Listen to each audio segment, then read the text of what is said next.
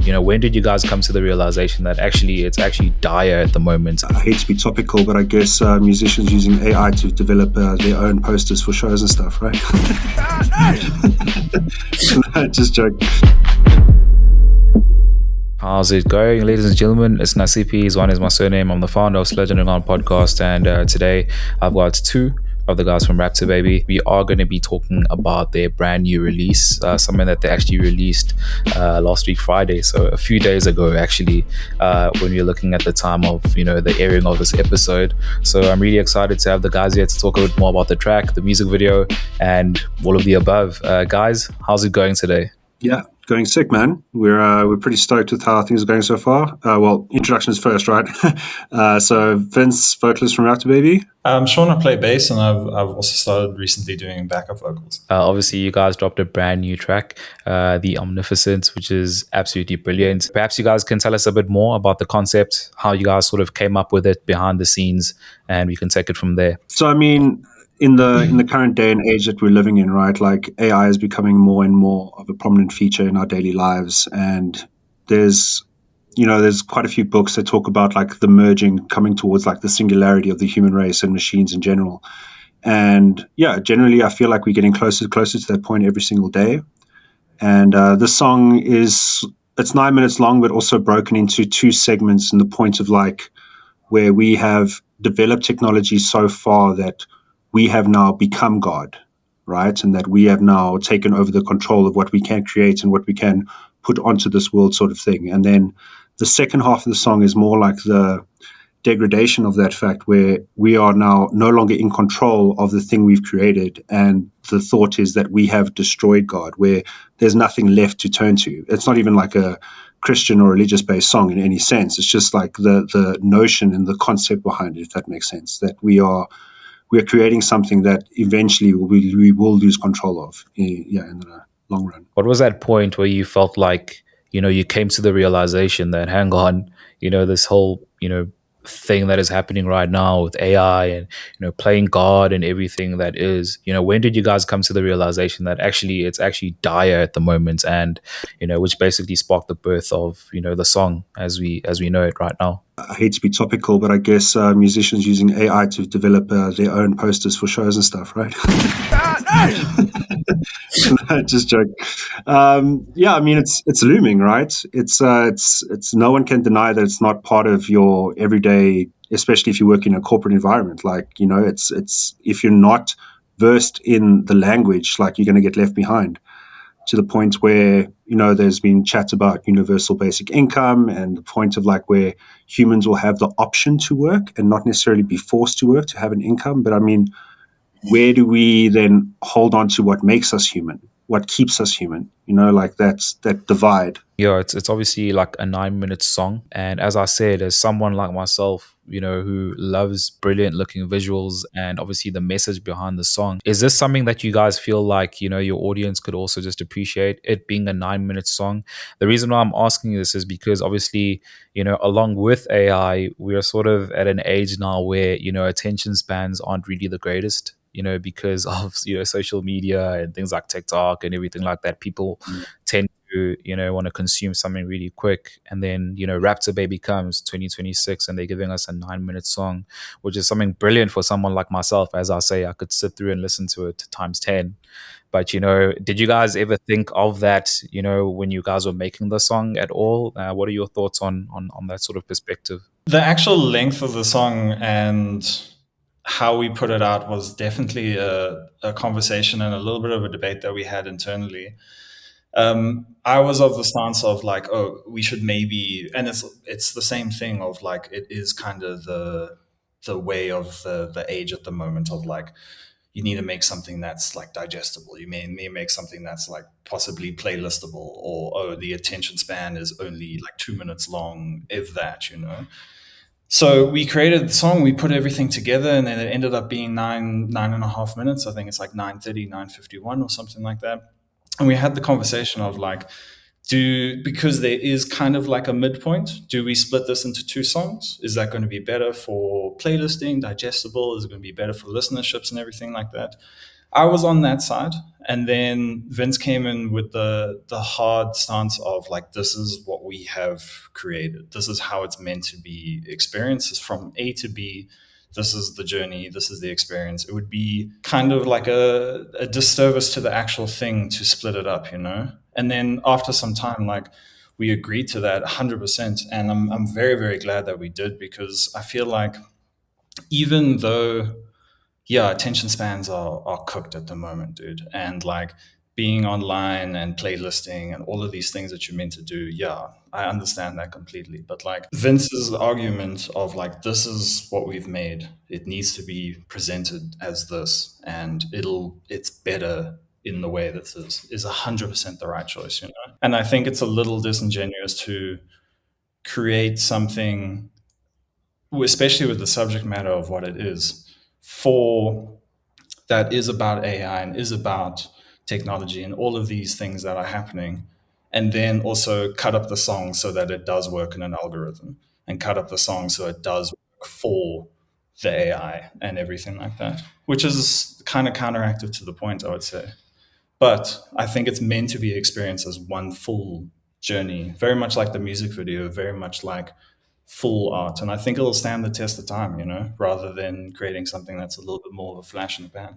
And I mean, to add to that, like, you know, let's say Tool were trending right now. Do you think they're going to cut a 12-minute song just to fit into the algorithm? Do you know what I mean? Like, or Mastodon cutting down an 8-minute track to try and fit into that? Like, no, that's the message they're trying to put across. Cool. It doesn't get playlisted on a top 10. I mean, that's the repercussions of it, right? But the merit that goes to creating something that long, just to have to divide it to fit into some sort of box, is just like something that I don't particularly agree with. I mean, this is the longest song I've ever recorded in my life, and I was worried how it would be received. You know what I mean? But like at the end of the day, I don't know. The response has been super cool, dude. One of the things that Gareth and I spoke about as well in his episode for Human Nebula was, you know, the importance of music videos, whether it's something that bands consider as something that is important in 2026 or in this climate that we are in.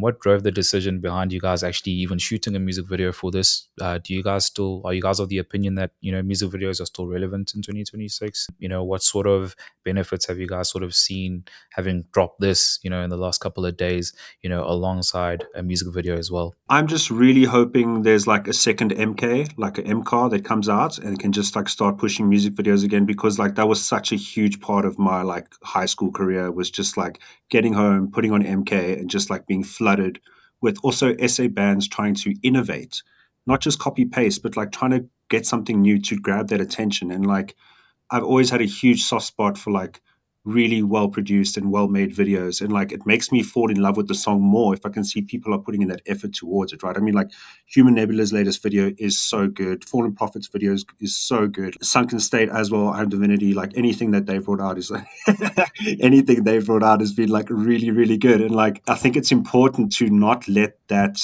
medium die. Yeah. That's also such an important thing, regardless if cool you get 1,000 views and there it's clocked, you know, cool, that's fine, but that doesn't mean that the medium should stop existing. And I think if we can also help, as you know, the not bigger but like the SA bands in this country, like we can push that narrative, like listen, if you want to be something and noticeable, like it needs to be coupled with a good music video. And I think that's very important. And I also just love shooting videos. I love shooting videos. Like it's such a fun thing. Like it's really cool. Like the next video we've got coming out is like something like Sean and I were discussing.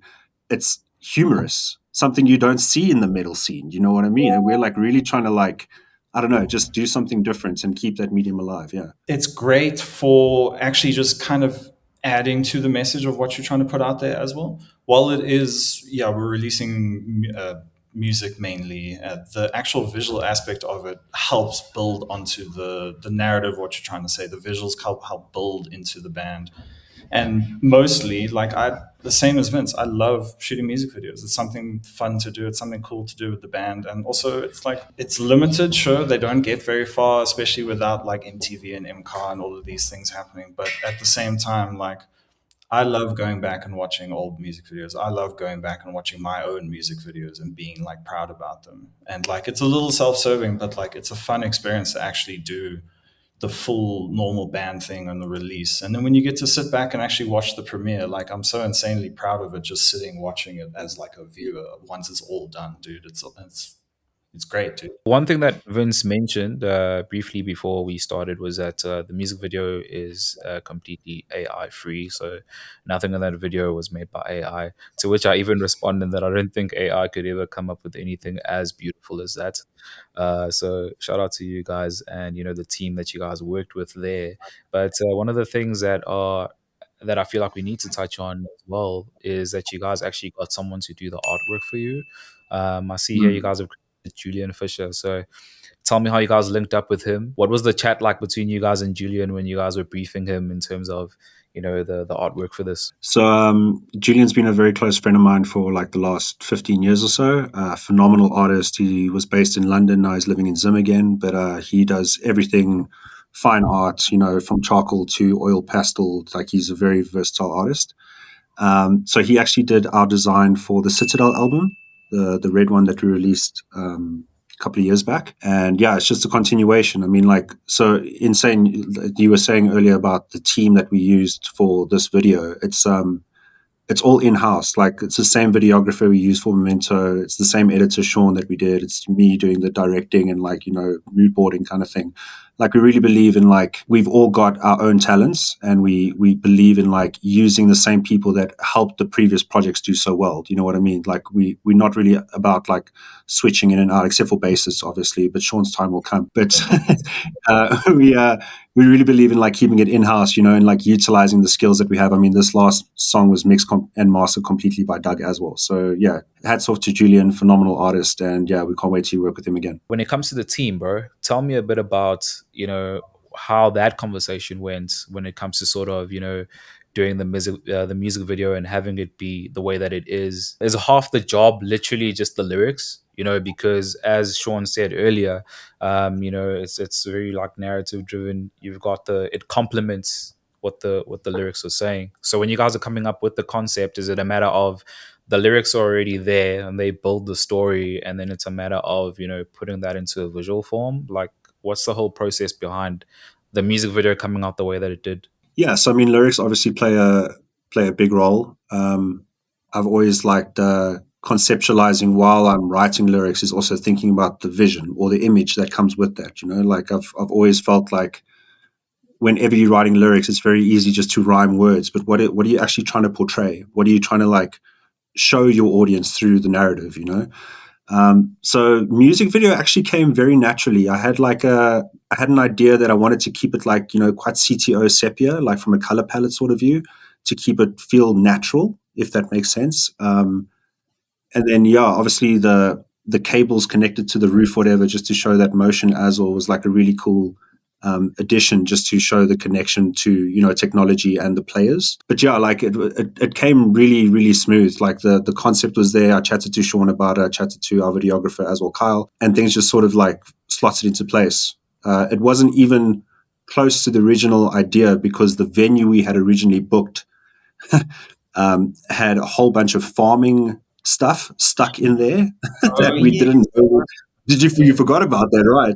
We were like Yes, ready yeah. to rock up the next day, and the guy's like, "Yeah, listen, dude, there's like 25 tons of farming equipment in here. Good luck shooting a video." And that had like a lot more windows, so we wanted to like shine lights through the windows, create more silhouette vibes. And then yeah, we found this other studio, luckily the place where I was currently working, and everything just worked out really, really well. What are you guys hoping that the song sort of achieves now that it's out there in the world? What are you guys hoping that, people, come to realize, whether it be about AI or anything like that? What would you say the ultimate goal is, considering the message that you guys have in the song and the music video as well? So from a message perspective, obviously, I mean, we're a tiny band in SA, just trying to make a storm, I guess. But I think the message is to just be wary, right? Like don't trust blindly, don't just follow blindly. Like be aware of how you're utilizing this incredibly powerful machine, and make sure that the people who are in control of that power potentially are also aware of the repercussions that it might have on humanity. And rather, there's been a conversation for a while of like a lot of people saying they wish we could pause AI right now, just put a stop to it and let it run its course as it is, because once it reaches that singularity phase, like, we've lost the reins. The horse is running and there's no way of getting that horse back. And what happens post that point, no one knows, right? There's no like definite answer. There's no like, it's definitely going to be positive. It's definitely going to be negative. It's like up in the air. But I mean, the message, I guess, is just to be cautious and not like trust blindly, rather be, if there's a red flag, like, hey, I saw it. I saw that red flag, bro. I saw that red flag, but like, just be rather cautious than blind. What we hope the song is going to do for Raptorbaby as a band is that, firstly, we hope that it reaches as many people as it can for what it is. We hope that people enjoy it as much as we've enjoyed putting it together. Like, we understand that it's a long song. We understand that it's a genre that's maybe not going to be on the radio anytime soon or anything like that. But the point is that we have created something that we are proud of, that we think is original to us, and something that we hope that's going to carry us a little bit further. We have other music that's kind of lined up. We have shows that are lined up. We have more that it's in store. So it's something that we are like proud of, and we're putting the sort of the statement on, this is the next chapter of Raptorbaby. But we also want to put the message out there that, like, we've created something that we're very, very proud of, but it comes with a heavy message, and it comes with stuff like what Vince talking about with AI, his lyrical content, the music video content, the complexity of the actual music. But it's also slightly tongue-in-cheek because of who we are, So we also want to do more shows with bands. We also want to have more fun with people. We want to get out there a little bit more, as like the next chapter over. So I guess the messaging is like, we hope people ultimately enjoy it, ultimately take what they want from it in terms of messaging, but it's just kind of the start of the next chapter for Raptor, which is great. That's a perfect sort of segue into, basically future plans. Obviously, you guys dropped this on the 17th of July. As I said, as of the airing of this episode a few days ago, what is sort of in the pipeline? Vince, you mentioned something super fun there in terms of another music video that you guys have sort of, in the works. I don't know how soon or whether we can even touch on that. But besides that, what are the plans, whether it be, live shows, staple massive shows that are coming up in the second half of the year, or whether it be more music videos, more music? What is Raptorbaby going to be getting up to after this song? We're going to obviously let the video simmer for a little bit, right? We do have a show coming up in August and September, if I'm not mistaken. But the next thing from a release standpoint is just to like go on to Sean's point of the tongue-in-cheek. We're actually probably going to be releasing like a 15-minute like mini documentary of all the bloopers and F-ups that happened during the music video shooting. It is rather hilarious and rather vulgar, if I can put it that way. But that's the whole thing. Like, I also feel some metal bands take themselves like way, way too seriously. And I mean, that's fine. If that's the image they want to project, there's absolutely nothing wrong with that, right? But like, we're just dudes who we love playing in a band. Yes, we play heavy music, but we still have fun playing heavy music, right? Like, we're not trying to, I don't know, put forth this notion that we're like, oh, we're so serious. We're like, we're a bunch of nerds in the end of the day, and we want people to also like get that feeling when they come to a show. There's not going to be judgment. Oh, I can't listen to this type of metal. It's like, listen to whatever you want. We don't care. Just come and have a good time, We're also working people, right? We're not like 20-year-olds playing in a band anymore. So like, we've also kind of shifted the band's focus from trying to play at Sonnage and Rumors like 3 times a month, and focus more on the content that we put out. Like, I really, Nice. I want to make this band live past the stage, if that makes sense. I want people to be able to look back at videos in 10 years' time and be like, dude, that was so sick. Like, I just like a good example is like 16 Stitch, like you can still watch that video way back in the day and like, yeah, it's terrible quality now, but it's still like, there's a nostalgia there, right? There's a nostalgia for that band. And like, I want to let this band live past the stage, whether it be through content, through releasing sick music. And if we have to maybe take away from how often we're playing live, we've played a lot, right? And I'm happy like taking a step back from the live aspect of it to just start generating really, really good content. Yeah. What's coming up next for us is that we on the 29th, we have State of the Nation, which is like a really, really big show happening with Liam from As Above Studios in at Rumors. Big show. I think it's gonna be 2 stages. Someone important note about that is Freedom for Your Life is back, which is shout out Freedom for Your Life. Big fan, dude. Beyond that, we've been playing our latest single, Omnificent. We've been playing it live for a little while now, but we have the next single we kind of demoed at our last 2 shows, which is going to be the one with the funny music video. So if you come to the next couple shows, you can hear that, which is cool. We have a few other songs in the pipeline, very similar length, very similar sort of style as our last single. So it's very much what Vince is saying, as in like we're focusing on creating, firstly being happy with the music and creating something that we are proud of, but also putting out something that like is rad and stands the test of time, rather than playing every weekend and never releasing music or never doing music videos and stuff like that. We're focusing on putting stuff out that we are, as a group, everyone is very happy with, and like something that's not going to just disappear in a week, something that we are proud of. So that's kind of the next evolution, and then doing more shows, doing more music, and so on. Before I let you guys go, I do want us to take a moment just to send some shout outs here, or maybe some quick fire responses to some of the comments that you guys actually got on the video itself.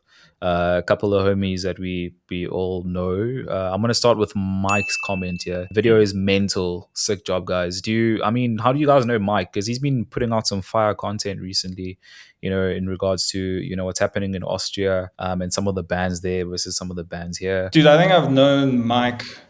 I don't exactly remember the exact point I met him, but dude, I think I've known him for like 10 years or something like that. Like, he's quite close friends with my brother Ashley. Shout out Ashley, best sound engineer. He's quite close friends with Ashley, and I think I met him through that. And then he did like Brochella for a while, and then now obviously he's involved with like Varkin and Red Bull and all these things. Dude's a legend. Dude actually puts his money where his mouth is, where he promoting local bands and actually being part of it, So big respect to him. Like, he flies in for the Varkin finals, which is crazy. So big respect. Shout out to Mike. He's actually one of the podcast sponsors as well. So shout out to you, bro, doing the Lord's work. We've got Esyan. So sick, dudes. Obviously, you guys have quite a good relationship with the guys. How far back does that stretch? We have long history in terms of like playing in, well, not long, but like at least recently long history, a couple of years back, 5-6 years of being in Lower together, and then starting like a side project, and then them doing No Closure. We did a tour recently with them with Sunken, which was awesome. But he's an amazing vocalist, but he's also one of the best artists in like the local scene. I think I get him to do every merch design for us, every poster design. Like, he's very, very good at what he does. Yeah, and overall amazing human being, man. Like, really, really solid dude. We've got one last one. Paul Joyer, basically saying SA's best metal band by far. Amazing work, Jorms. How does that even feel to you guys? Coming from him. Yeah, well, I mean, dude, I've been watching ATFN since I was like a child, dude. And yeah, we used to actually rehearse in his garage, like way back in the day in Pretoria when I was still living that side. And yeah, it's also just amazing to see how they progressed as a band, and also still bringing out sick music, dude. Like, how many years later? Like, it's so good to see in the just the general populace that like good bands refuse to die, and that's such a strong message as well that like I think a lot of bands should take to heart. Like, there's this like thought process of like, yeah, if a band lasts more than 2 years, that's too long. But I'm like, bro, like, what can you do in 2 years? What can you do in 2 years, Paul's the best, dude. Like, I love ATFM. They remind me of Propaganda, which is like one of my favorite bands, dude.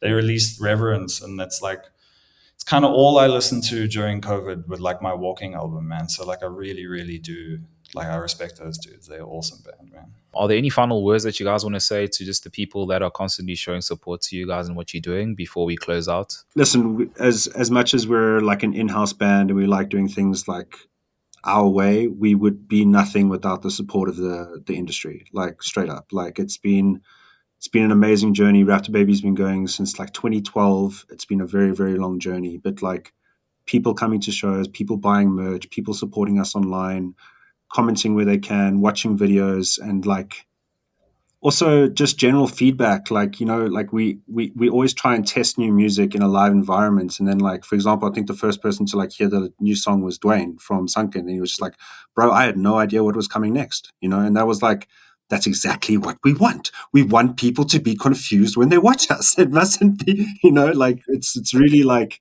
that feedback, and that general feeling I get from the metal industry in South Africa in general. It's like, it's the same thing. Like, if someone falls down in a mosh pit, you pick them up, and I feel like that lives past the mosh pit. And I really think that's important in this industry. Is like, if a band's going through a tough time, other bands will come through to support and to help out wherever they can. I think that's a huge, huge help to why we've sustained for so long and why we're still going. I feel the same, dude. The support that we get as a band and as people, and the support that I see towards other bands, like it's somebody mentioned it the other day where it was like it's we're in an era that hasn't existed before, where the scene has been running for so long and it's gone through so many different eras and spaces and everything like that, but I've never really felt so connected and supported to the people around me like I have currently, people you don't know, people you see at shows, people like we've made friends with people in Cape Town and Durban and stuff, and we've never met them before. It's just purely because for the love of the game, and like this stuff that we put out is like, we're so incredibly proud of it, dude. Like, I'm so proud of this. I'm so proud of the song and the music. And for that to, like, we were happy just releasing it by ourselves. And like, if it does well, cool. If it doesn't, it's fine, But like, for people to connect with it and for people to like voice how it makes them feel and send us messages and wish us well. And like, I love that, man. Like, that's why it's cool doing this. That's why it's cool playing shows and also seeing other bands release music and like sharing that with them. It's like, it's a very like wholesome space that we live in at the moment. And also kind of like it motivates you to do more, dude. Like when you put something out there, it's like nerve wracking, dude. And then when it's received well, like it's a buzz, dude. Like I love it, man. So to do something that you are stoked about and to see other people are stoked about it, like that's it, dude. That's all I really need, So and I'm happy to do it with a band that is so. I'm a fan of this band first, I think everyone in this band rocks, dude. So like to be in a band that kicks ass and is received well, like, yeah, what more do you need, man? That is so sick, guys. Thank you so much for joining me this evening for this chat. Absolutely brilliant music video that you guys have out. It was so wholesome just getting to learn about, behind the scenes, some of the concepts and all that there. If anyone wants to maybe check you guys out online, social media, follow you for more information and details, what are your handles and where can they find you? Facebook, Instagram for socials, just Raptorbaby or Raptorbaby Band. Everything's on there. For checking out music, we're pretty much everywhere. Bandcamp is the one that we like to push, When we drop the song, we got a couple sales on there, so we appreciate the support there, which is really, really cool. Spotify, YouTube Music, all of that stuff. But yeah, Instagram and Facebook, that's where we sit. And then more importantly, come say hi to us at the show. Come watch us at a show. We'd love to see you, man. Thank you for tuning into this episode. It's been myself, Vince, and Sean. We're about to head out. It is bye for now. Peace. Peace.